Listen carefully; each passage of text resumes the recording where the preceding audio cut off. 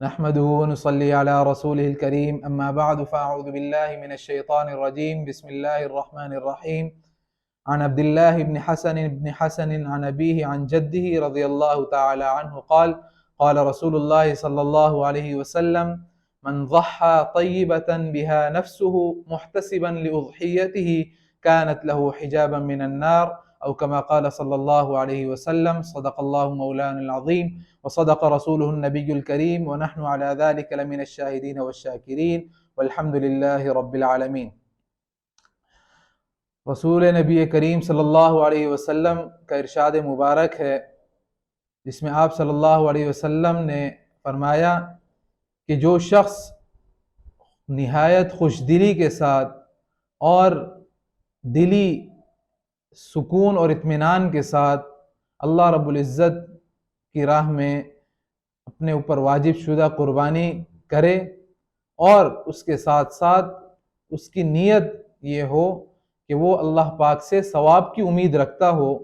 تو فرمایا ایسے شخص کی قربانی کانت لہو حجابا من النار، ایسے شخص کی قربانی کل قیامت کے روز اس کے لیے آگ سے آڑ اور رکاوٹ بن جائے گی۔ یعنی اللہ پاک کی طرف سے جب قربانی کا فریضہ کسی بندے کی طرف متوجہ ہوتا ہے اور پھر بندہ اللہ پاک کے اس فریضے کو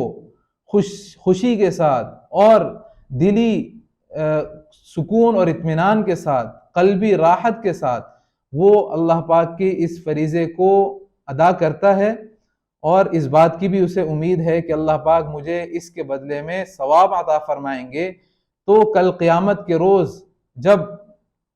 اس کو ضرورت ہوگی کہ اللہ پاک کی رحمت اس کی طرف متوجہ ہو تو یہ رحمت اس قربانی کی صورت میں اس کے سامنے آئے گی کہ یہ رحمت، یہ قربانی جہنم کے سامنے اس کے لیے آڑ اور رکاوٹ بن جائے گی اور یہ قربانی اسے دوزخ میں داخل ہونے سے روک دے گی، اور اس قربانی کی وجہ سے اللہ پاک اس بندے کو جنت میں داخل فرمائیں گے۔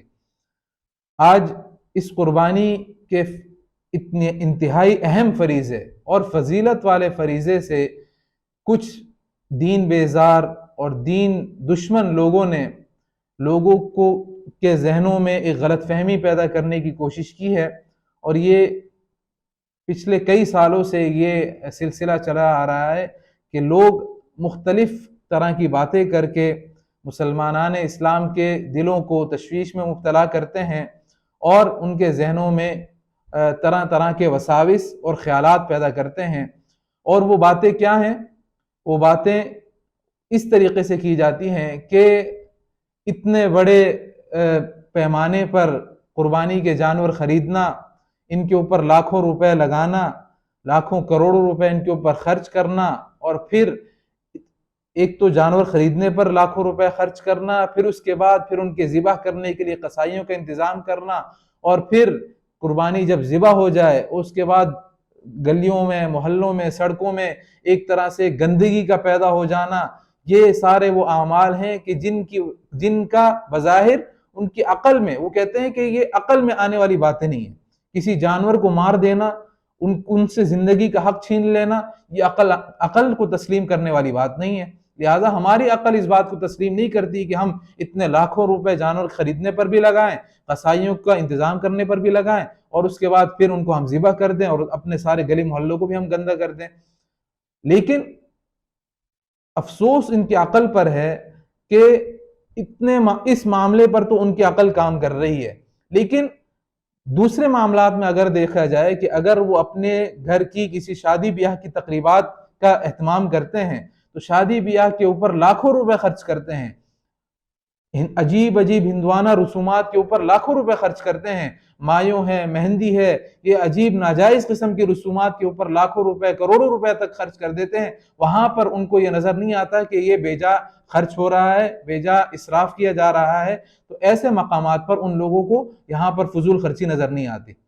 جبکہ جیسے کہ ہم نے پہلے بھی ایک حدیث بیان کی تھی کہ جس میں آپ صلی اللہ علیہ وسلم نے ارشاد فرمایا کہ من وجد ساعة فلم يضحي، کہ جو شخص استطاعت رکھتا ہو اور اس کے باوجود وہ قربانی نہ کرے، جانور ذبح نہ کرے، فلا يقربن مصلانا، تو وہ ہرگز ہماری عیدگاہ کے قریب بھی نہ آئے۔ کہ زجر و توبیخ کے طور پر اور بطور تنبیہ کہ آپ صلی اللہ علیہ وسلم نے یہ حکم ارشاد فرمایا کہ وہ اس کو تو اس بات کا حق ہی نہیں پہنچتا کہ وہ مسلمانوں کی ان خوشیوں کے اندر شریک ہو، کہ جو شخص استطاعت کے باوجود قربانی نہ کرے۔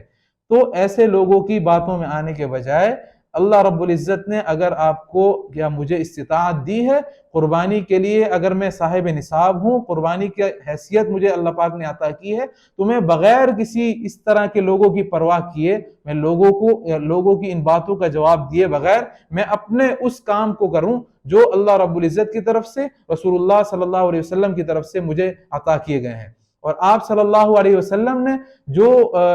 اصل یہ ہے کہ ہم نے حکم کس کا ماننا ہے، اصل یہ ہے کہ جب اللہ رب العزت کی طرف سے کسی بات کا حکم آ جائے، رسول اللہ صلی اللہ علیہ وسلم کی طرف سے کسی بات کا حکم آ جائے، تو پھر وہاں پر عقل کی کوئی گنجائش نہیں ہے، عقل استعمال کرنے کی کوئی گنجائش نہیں ہے۔ وہاں پر بس ہم نے آمنا وسلمنا وصدقنا، ہم نے تسلیم کر لینا ہے، ہم نے اس بات پر ایمان لے آنا ہے، ہم نے اس حکم کو ویسے ہی بجا لانا ہے جیسے کہ رسول اللہ صلی اللہ علیہ وسلم نے ہمیں ارشاد فرمایا ہے، جیسے کہ آپ علیہ السلام کی تعلیمات ہیں، جیسے صحابہ اکرام رضوان اللہ علیہم اجمعین کا طرز عمل ہے، ہم نے ویسا ہی کرنا ہے، بجائے ادھر ادھر کی باتوں میں پڑھنے کے رسول اللہ صلی اللہ علیہ وسلم کی سنتوں کو اپنائیں، آپ علیہ السلام کے طریقوں کو اختیار کریں، اور لبرلز اور